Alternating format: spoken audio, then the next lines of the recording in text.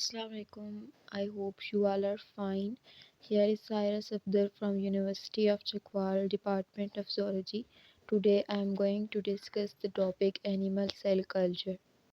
First of all, इसकी definition है what is cell culture? The process by which any animal, plant or bacterial cell can be grown in laboratory and in artificial in vitro condition.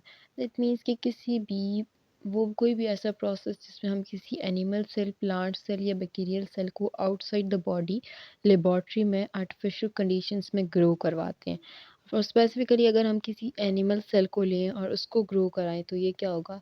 Animal cell culture होगा। Then इसका procedure आ जाता है। Procedure में जो है इसका first step है isolation of tissue, यानी कि टिश्यू को आइसोलेट किया जाता है ऑर्गन से, यानी किसी बॉडी से, यूजिंग शार्प स्कैलपेल और ब्लेड।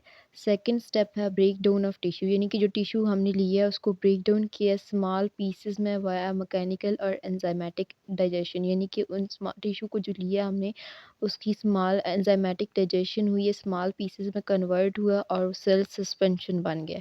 थर्ड स्टेप जो है वो पोरिंग ऑफ सेल सस्पेंशन, यानी जो सेल सस्पेंशन प्रोड्यूस हुआ था उसको कल्चर मीडिया पे डालना है। कल्चर मीडिया जो है वो कंटेन करता है वाटर एंड न्यूट्रिएंट्स जो कि सेल की ग्रोथ के लिए ज़रूरी होते हैं।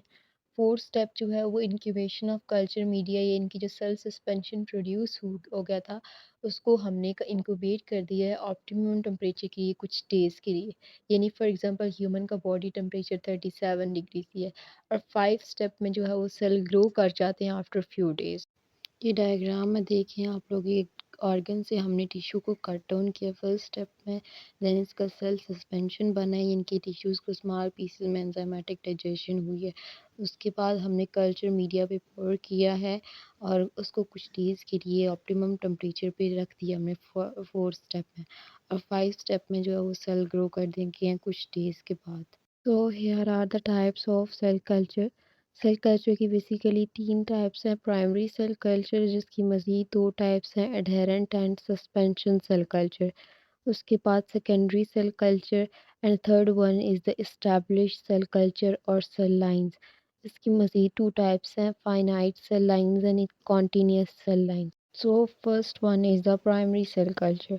इसमें जो सेल्स हैं उनको ग्रो किया जाता है ओरिजिनल टिश्यू से, यानी कि जो हमने ऑर्गन से टिश्यू लिया है ओरिजिनली उससे हम जो सेल्स प्रोड्यूस ग्रो करवाते हैं वो प्राइमरी सेल कल्चर में। प्राइमरी सेल कल्चर में 2 टाइप्स हैं, adherent and suspension cell culture. अगर तो जो सेल्स हैं वो अटैच्ड हैं, एडहेरेंट हैं बैटरी प्लेट के साथ या वेसल के साथ, तो वो एडहेरेंट सेल कल्चर है।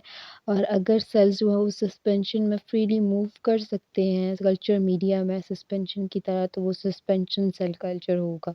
Second one is the secondary cell culture. इसमें जो प्राइमरी सेल कल्चर से जो सेल्स प्रोड्यूस हुए थे उनमें से अगर हम कोई सेल लें और उसकी सब कल्चरिंग कराएं तो जो सेल्स प्रोड्यूस होंगे वो सेकेंडरी सेल कल्चर बनाएंगे। Third one is the cell lines.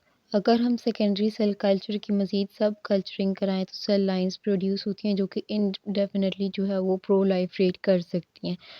Finite cell lines वो हैं कि जो limited divisions, limited life span होता है जिनका, और कंटिन्यूस सेल लाइंस वो हैं जिनका, यानी कि जिनका जेनेटिक जो है वो मेकअप चेंज हो जाता है टाइम के साथ-साथ और उनके में एबिलिटी आ जाती है कि वो रिप्रोड्यूस कर सकें, डिवाइड कर सकें इंडेफिनिटली, और उनमें कोई लिमिटेड लाइफ स्पैन ना हो। So here are the applications of animal cell culture. First one is the production of vaccine.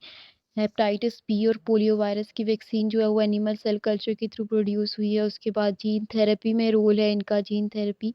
उसके बाद थर्ड में कैंसर रिसर्च में नॉर्मल और कैंसरियस सेल्स में डिफरेंशिएट करने के लिए है। उसके बाद इसकी एप्लीकेशन जो है वो रिकम्बिनेंट प्रोटीन्स है लाइक साइटोकाइनेंस और different proteins animal cell culture के थ्रू प्रोड्यूस की जा सकती हैं, और डिफरेंट जो सेल लाइंस हैं उनकी को यूज़ करके हम बायोपेस्टिसाइड्स प्रोड्यूस कर सकते हैं।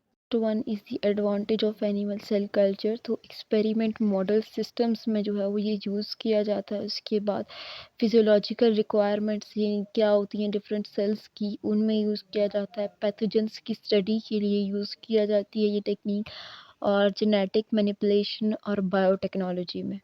Here are the disadvantages of animal cell culture. तो डिसएडवांटेजेस में ये है कि किसी भी यानी कि किसी भी मीडियम को कल्चर मीडिया में एक प्रॉपर न्यूट्रिएंट्स देना और सीरम देना यानी कि कंसंट्रेशन को मेंटेन करके देना डिफ़िकल्ट काम है, क्योंकि किस स्टैंडर्ड जो मीडियम होता है वो वेरी करता है डिफरेंट सेल टाइप्स में और उनके ओरिजिन में। तो ये इसकी डिसएडवांटेज है। Thank you. If you like this video, share it with your friends and subscribe the channel for more videos.